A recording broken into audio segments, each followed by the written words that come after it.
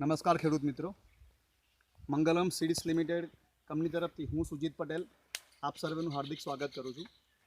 અત્યારે આપણે મંગલમ સીડ્સ કંપનીની બાજરી મંગલમ 252 એનું ફિલ્ડ વિઝિટ કરવા આવ્યા છીએ. તો આપણે ખેડૂતને પૂછીએ કે એમનો શું અભિપ્રાય છે. નમસ્કાર કાકા. આપણે કાકા શું નામ તમારું? ચંદુભાઈ હિંમતભાઈ ઠાકોર. નામ છે એમનું ચંદુભાઈ હિંમતભાઈ ઠાકોર. કાકા કયું ગામ આપણું? નવાખલ. નવાખલ ગામ, નવાખલ, તાલુકો આંકલાવ, જિલ્લો આણંદ. કાકા આપણે બાજરીનું વાવેતર કેટલું કર્યું છે? આપણા 1 વીઘું વાવેતર છે. કેટલું લાવ્યા હતા બિયારણ તમે એમાં? એક તે કેટલા આવ્યા હતા?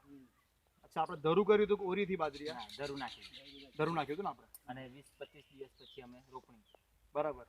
ધરું નાખ્યા પછી 20-25 દિવસ પછી ધરુંની રોપણી કરી હતી.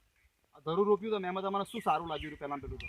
અમે જ્યારે ધરું રોપ્યું ત્યારે એક ટીપો રોપ્યો હતો અને એની ફૂટ સારી થઈ ગઈ. બરાબર. તમે જોઈ શકો છો કે આ ધરું રોપેલું છે, એક છોડ જ રોપેલો છે ધરું વખતે, તો પણ એની જે તમે ફૂટ જોઈ શકો છો ગળથા, આ 1 2 3 4 5 6 એમ ખાસી ફૂટ થાય છે, મેક્સિમમ સારામાં સારી ફૂટ થાય છે.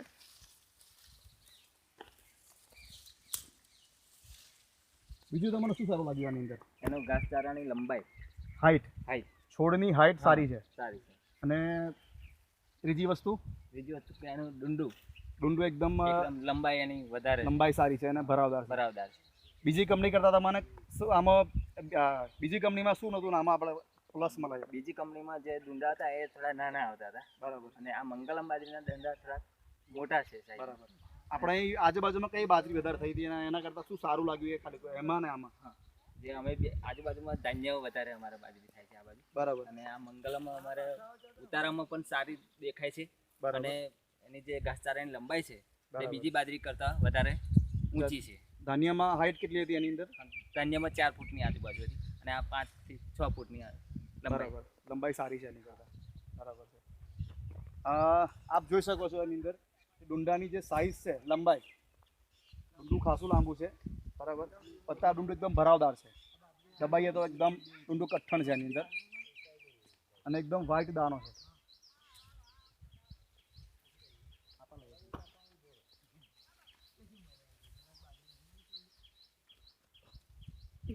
ડુંડાની લંબાઈ ખૂબ સારી છે. આની અંદર એકદમ વ્હાઈટ દાણો છે.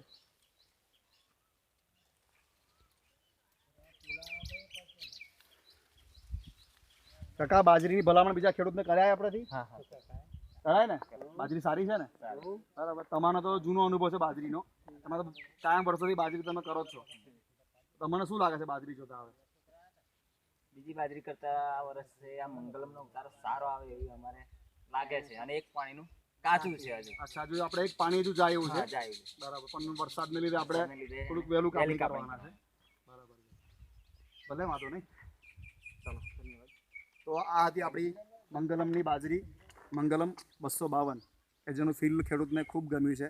ઘણી સારી બાજરી છે અને ખેડૂતની ભલામણ છે કે બીજા ખેડૂત પણ આ બાજરી વાવેતર કરે. અસ્તુ.